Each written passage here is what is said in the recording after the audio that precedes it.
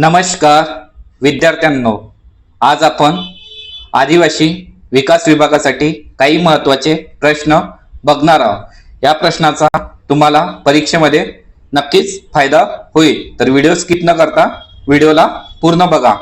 बघा, पहिला प्रश्न आहे, भारताच्या एकूण लोकसंख्येपैकी किती टक्के लोकसंख्या आदिवासी आहे?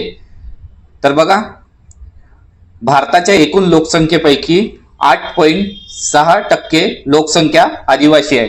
किती टक्के लोकसंख्या आदिवासी आहे? 8.6 भारताच्या एकूण लोकसंख्येपैकी। क्वेश्चन नंबर सेकंड आहे, महाराष्ट्रात खालीलपैकी कोणत्या भागात आदिवासी समाज मोठ्या प्रमाणात आढळतोय? तर बघा, महाराष्ट्रात चंद्रपूर, गडचिरोली आणि अमरावती। महाराष्ट्रात चंद्रपूर, गडचिरोली आणि अमरावती या भागात आदिवासी समाज मोठ्या प्रमाणात आढळते। क्वेश्चन नंबर थर्ड आहे, 2011च्या जनगणनेनुसार महाराष्ट्राच्या एकूण लोकसंख्येपैकी किती टक्के लोकसंख्या आदिवासी समाजाची आहे? तर बघा विद्यार्थ्यांनो, ते आहे 9.35%। 2011च्या जनगणनेनुसार महाराष्ट्राच्या एकूण लोकसंख्येपैकी 9.35% लोकसंख्या आदिवासी समाजाची आहे। महाराष्ट्राच्या लोकसंख्येपैकी 9.35%।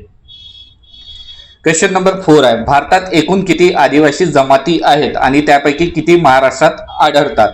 तर बघा विद्यार्थ्यांनो, भारतात एकूण 459 जमाती आदिवासी जमाती आहेत। भारतात एकूण 459 आदिवासी जमाती आहेत आणि त्यापैकी महाराष्ट्रात किती आहेत? तर महाराष्ट्रात 45 आहे। भारतात एकूण 459 आणि महाराष्ट्रात 45 आदिवासी जमाती आहेत। क्वेश्चन नंबर 5 आहे, सह्याद्री विभागात खालीलपैकी कोणता आदिवासी गट समाविष्ट आहे? तर सांगा। तर बघा, याचा आन्सर आहे महादेव कोळी। सह्याद्री विभागात महादेव कोळी ही आदिवासी गट समाविष्ट आहे। सह्याद्री विभागात महादेव कोळी ही आदिवासी गट समाविष्ट आहे। क्वेश्चन नंबर 6 आहे, सातपुडा विभागात कोणता आदिवासी समाज आढळतो? तर बघा, सातपुडा विभागात भिल, कोणता? सातपुडा विभागात भिल आदिवासी समाज आढळते। क्वेश्चन नंबर 7 आहे, गोंडवन विभागात खालीलपैकी कोणती आदिवासी गट मोडतो? तर सांगा। तर बघा, गोंडवन विभागात परधान हा आदिवासी गट मोडतो। गोंडवन विभागात परधान हा आदिवासी गट मोडतो। क्वेश्चन नंबर 8 आहे, कातकरी हे कोणत्या विभागात येणारे आदिवासी आहेत? तर सांगा। तर बघा, याचा आन्सर आहे सह्याद्री विभाग। कातकरी हे सह्याद्री विभागात येणारे आदिवासी आहेत। क्वेश्चन नंबर 9 आहे, हलबा, माळिया, मुरिया हे आदिवासी कोणत्या विभागाशी संबंधित आहे? तर याचा आन्सर आहे गोंडवन विभागात। हलबा, माळिया, मुरिया ह्या आदिवासी गोंडवन विभागाशी संबंधित आहेत। क्वेश्चन नंबर 10 आहे, ईशान्य भारतात आदिवासी जमातीमध्ये प्रचलित स्थलांतरित शेती कोणत्या नावाने ओळखली जाते?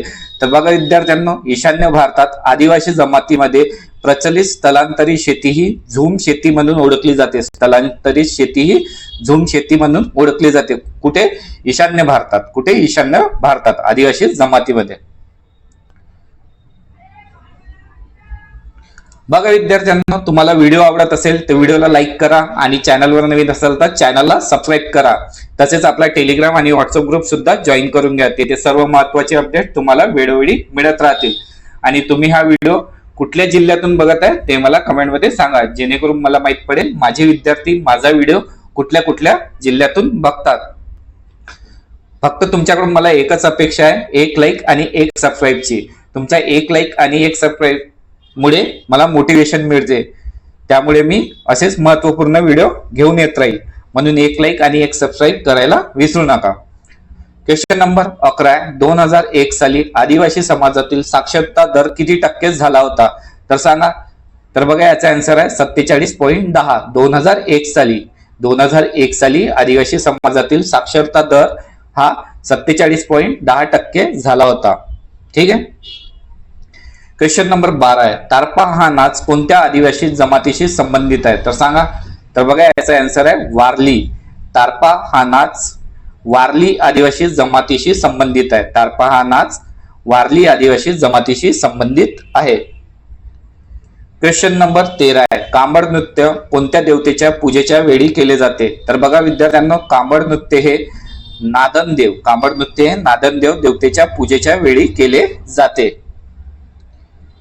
क्वेश्चन नंबर 14 आहे, घोर नाच याला इतर कोणत्या नावाने ओळखले जाते? तर बघा विद्यार्थ्यांनो, घोर नाच याला दांडिया नाच, घोर नाच याला दांडिया नाच या इतर नावाने ओळखले जाते. दंडार हे नृत्य कोणत्या जमातीशी संबंधित आहे? तर बघा याचा आन्सर आहे सी, कोलाम. दंडार हे नृत्य कोलाम जमातीशी संबंधित आहे. दंडार हे नृत्य कोलाम जमातीशी संबंधित आहे. क्वेश्चन नंबर 16 आहे, कोरको जमातीच्या नृत्याचा मुख्य वाद्य कोणता आहे? तर बघा कोरको जमातीच्या नृत्याचा मुख्य वाद्य हे डफ आहे. काय आहे? डफ. कोरको जमातीच्या नृत्याचा मुख्य वाद्य हे डफ आहे.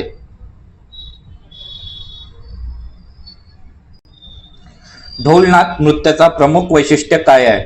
तर बघा ढोलनाच नृत्याचा प्रमुख वैशिष्ट्य आहे कसरतीचा खेळ. ढोलनाच नृत्याचा प्रमुख वैशिष्ट्य आहे कसरतीचा खेळ. क्वेश्चन नंबर 18 आहे, आदिवासींच्या कल्याणाच्या योजनांची परिणामकारक अंमलबजावणी करण्यासाठी कोणत्या वर्षी आदिवासी विकास संचालनालयाची स्थापना करण्यात आली? तर बघा आदिवासींच्या कल्याणाच्या योजनांची परिणामकारक अंमलबजावणी करण्यासाठी 1972 साली, किती? 1972 साली आदिवासी विकास संचालनालयाची स्थापना करण्यात आली. कोणत्या साली? 1972 साली आदिवासी विकास संचालनालयाची स्थापना करण्यात आली. क्वेश्चन नंबर 19 आहे, स्वतंत्र आदिवासी विकास विभागाची स्थापना कोणत्या तारखेला करण्यात आली? अतिशय महत्वाचा प्रश्न आहे. हे सर्व प्रश्न अतिशय महत्वाचे आहेत. स्वतंत्र आदिवासी विकास विभागाची स्थापना ही 22 एप्रिल 1983 ला करण्यात आली. कधी करण्यात आली? 22 एप्रिल 1983 ला.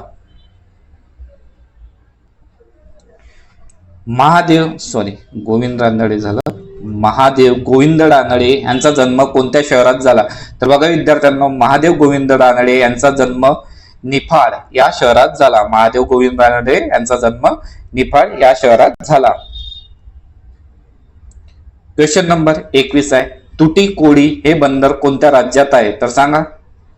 तर बघा याचा आन्सर आहे तामिळनाडू राज्यात. तुतीकोडी हे बंदर तामिळनाडू राज्यात आहे. क्वेश्चन नंबर 22 आहे, आवर्त सारणीतील सर्वात हलका वायू कोणता? तर बघा विद्यार्थ्यांना, आवर्त सारणीतील सर्वात हलका वायू आहे हायड्रोजन. आवर्त सारणीतील सर्वात हलका वायू आहे हायड्रोजन. आणि बघा विद्यार्थ्यांना, गॅस फुग्यामध्ये कोणती गॅस भरलेली असते? त्यामध्ये असते हेलियम. Helium gas.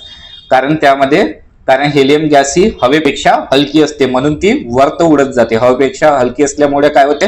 ती वरत जाते. पण हायड्रोजन गॅस सर्वात हलकी असते, तिला का नाही भरल्या जात? कारण की हायड्रोजन गॅस ही ज्वलनशील असते. हायड्रोजन गॅस ही ज्वलनशील असते. आणि हेलियम गॅस काय असते? निष्क्रिय गॅस असते. म्हणून हेलियम गॅसचा वापर केला जातो गॅस फुग्यामध्ये. लक्षात ठेवा. क्वेश्चन नंबर 23 आहे, महाराष्ट्र राज्याच्या आग्नेयेकडील राज्य कोणते? तर बघा हा महाराष्ट्र आहे आपला. असा त्रिकोण टाईप महाराष्ट्र आहे. दिशा काढू आपण. हा वायव्य आहे. कसं असते? ईशान्य, वायव्य, नैऋत्य, आग्नेय. ईशान्य, वायव्य, नैऋत्य, आग्नेय. तर बघा आग्नेयला कोणता असते? इकडे असते तेलंगणा. इकडे कोणता असते? तेलंगणा राज्य असते आग्नेयला. तर काय येणार आहे आन्सर? तेलंगणा. वायव्यला कोणते असते? गुजरात. आणि हा उत्तरेकडे कोणता असते? मध्य प्रदेश. उत्तरेकडे कोणता असते? मध्य प्रदेश. ईशान्य, वायव्य, नैऋत्य. नैऋत्येकडे कोणतं असते? नैऋत्येकडे असते गोवा. नैऋत्येकडे असते गोवा राज्य. आणि दक्षिणेकडे कोणते असते? कर्नाटक. बघा दक्षिणेकडे कर्नाटक, इकडे नैऋत्येकडे गोवा, वायव्येकडे गुजरात आणि उत्तरेकडे मध्य प्रदेश आणि आग्नेयेकडे तेलंगणा. आणि इकडे पूर्वेकडे कोणतं राज्य असते? तर इकडे असते छत्तीसगड. कोणतं असते? छत्तीसगड. लक्षात ठेवा, यावर प्रश्न विचारला जातो. नेक्स्ट क्वेश्चन आहे क्वेश्चन नंबर 24. 2004च्या आकडेवारीनुसार भारतातील सर्वाधिक गर्दीचे शहर कोणते आहे? तर बघा विद्यार्थ्यांनो, 2024च्या 2024च्या आकडेवारीनुसार भारतातील सर्वाधिक गर्दीचे शहर आहे मुंबई फर्स्ट नंबरवर, आणि सेकंड नंबरवर फर्स्ट नंबर मुंबई, सेकंड नंबरवर दिल्ली. 2024च्या आकडेवारीनुसार भारतातील सर्वाधिक गर्दीचे शहर आहे मुंबई आणि दिल्ली. क्वेश्चन नंबर 25 आहे.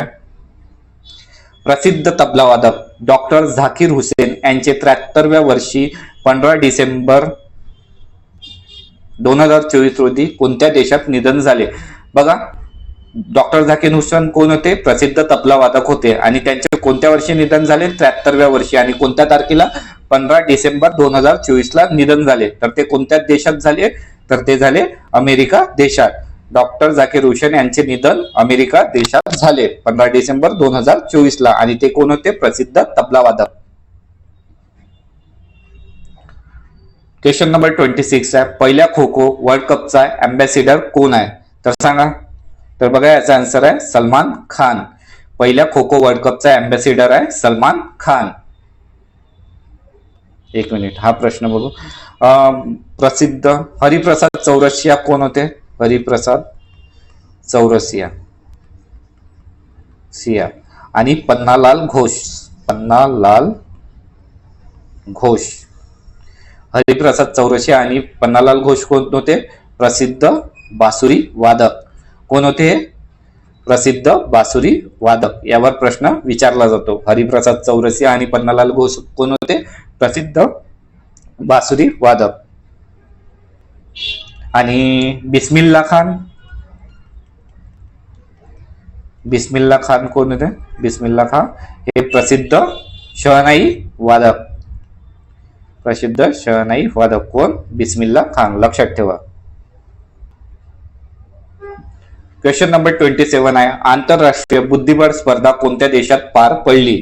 तर बघा विद्यार्थ्यांनो, आंतरराष्ट्रीय बुद्धिबळ स्पर्धा ही सिंगापूर देशात पार पडली. आंतरराष्ट्रीय बुद्धिबळ स्पर्धा ही सिंगापूर देशात पार पडली. आणि शेवटचा क्वेश्चन, कोणत्या कलमाला संविधानाचा हृदय आणि आत्मा म्हणतात?